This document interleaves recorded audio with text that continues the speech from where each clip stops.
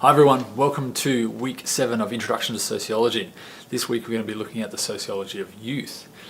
So the first thing to say about youth from a sociological perspective is that it's not an objective or clearly defined phenomenon. In fact, from a sociological perspective, youth is a socially constructed idea. So it's not something that exists in the abstract, it's actually something that as a society we create. So I'm going to read you a quote from two youth sociologists, two Australian youth sociologists who are quite well known. They're called Unwin and White, and they wrote a book called Youth and Societies. This is what they say. From a sociological point of view, youth is a social process that describes how groups of young people and individuals experience being young, and how this is defined through institutions and policies, and how it relates to social and economic and political circumstances. So what they're saying is that youth is created by a range of different factors and is experienced by individuals and groups of young people differently. So it's complex. If we were approaching this idea from, say, a psychological or a biological perspective, we'd be talking about an idea or using language like adolescent development. We typically won't use the word adolescent in a sociological class. If we were approaching it from a political perspective, we'd be talking about legalities and rights, which are important within a sociological perspective, but they're only part of the picture. A cultural perspective would be talking about rites of passage, these times within the experience of being young in which there are significant moments in which you might feel more adult, but also rituals and the formation of identity. From an economic perspective, we'd probably also be talking about education and perhaps employment. So all of these things come together in different ways in sociology, and that's where Wynne and White were talking about the different ideas that contribute to this socially constructed experience of being young. Alright, so that's an introduction to this idea of youth. There's two main ideas which I want to share with you that I want you to keep an eye out for, and are kind of dominant in how we think about young people and youth. So the first idea is the idea that youth should be thought about as a period of transition. And this is usually a period in which young people are transitioning in a very linear way, or at least adolescent development theory presents it as a very linear transition. You are experiencing first being a child, and then you move from being a child into being an adult. And that's the transition. From a sociological perspective, it's not as straightforward as that. It's not a clear point when childhood and youth start and end, and neither is there a point at which adulthood starts and youth ends. They come in at different times depending on how you define things and which approach you're using, a psychological perspective, a legal perspective, so on and so forth.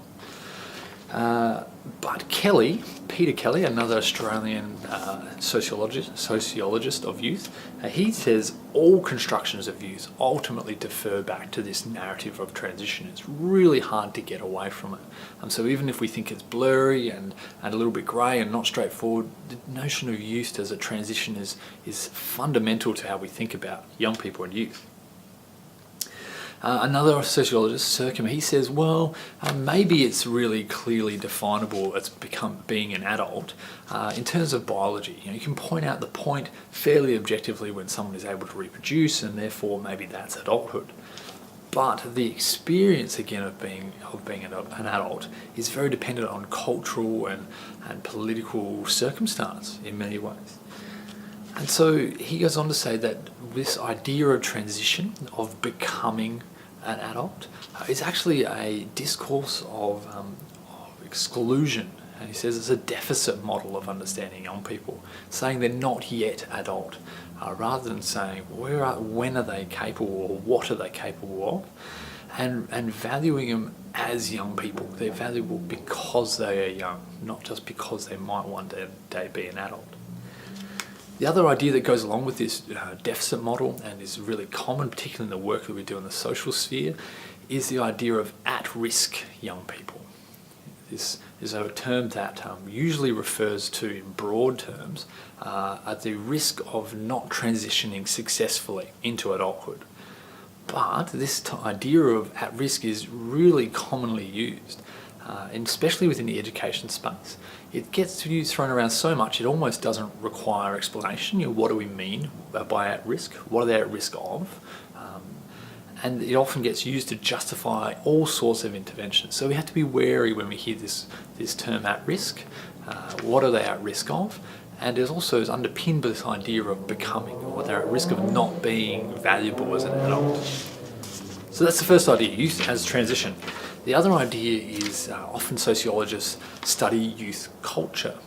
And youth culture has been studied for a long time, and often it's looking at the ways or characterising youth culture in opposition to adult culture. And so you end up talking about youth culture as this resistant or deviant thing. Whereas youth culture, it doesn't have to be understood in these terms. It can be understood in more positive terms. But they point to the way in which with each new culture that comes through, each new generation of young people, they create their own culture. And often there's a reaction against that culture by adults and by the mainstream. And so they introduced this term called moral panic. And so moral panic is usually associated with a media hype, an overreacted response by the media to some aspect of a small group's cultural or identity. And so in terms of youth culture, you can probably think of a time in which the adult mainstream has overreacted to an aspect of youth culture.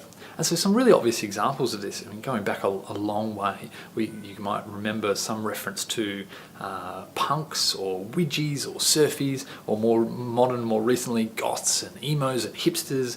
And these people are often reacted to when the culture first emerges, but as time goes on and this group of young people become adults, that aspects of that culture is integrated into society, and it's not a big deal anymore.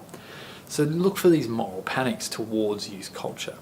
The other thing that youth culture suffers from is sometimes a idealisation or a nostalgic element. Everyone wants to be young. It's ideal to pursue this eternal experience of being youth, being young. And so it's the best time of your life, and there's this desired quality to it. So you can see that the youth suffers from both an over-exaggeration of what's bad about it, but also over-exaggeration of perhaps what's good about it. So they're the two main ideas, youth as transition and the moral panic aspects of youth as culture. All right, so what do we do with this stuff? How do we make sense of it? Well, it's important to remember that youth is a construct. It's something that has only really existed in its modern form since the Industrial Revolution, since the transformation of labour and family relations. So before the Industrial Revolution, whole families would work on a farm in an agrarian sort of sense for most of their childhood as such, and then perhaps you became an adult when you moved out or got married or something like that. Whereas with the introduction of factory work and moving towards people living in cities, there was space between this childhood and adulthood, and so youth as a concept kind of emerges in that space. But of course it keeps being redefined with each new generation, and some have argued that not until the 20th century does it really bed down as an idea. So the point here is quite simply that youth as an idea changes, and so we have to be aware of those changes with each new generation that comes through. Then we have to think about, well, if each new generation comes through as different, youth is also very easily affected by dominant and political ideas. So we have to look at ways, the things that are dominant, and ask questions about them. So this is a question about power. How do young people have power? Who has power? Who's defining who young people are? And are those definitions useful and helpful? Are they hopeful, or are they a deficit model? Are they labelling young people as being at risk? So the challenge for you, a couple of questions I'll leave you with are, what's your initial thought when you hear the word youth? What do you associate with youth? And therefore, how is your profession influenced by this idea of youth, or the idea of youth culture? Particularly something like the music industry is highly influenced by youth culture. And the last one is a question for how your profession actively challenges or reinforces some of these dominant ideas about youth.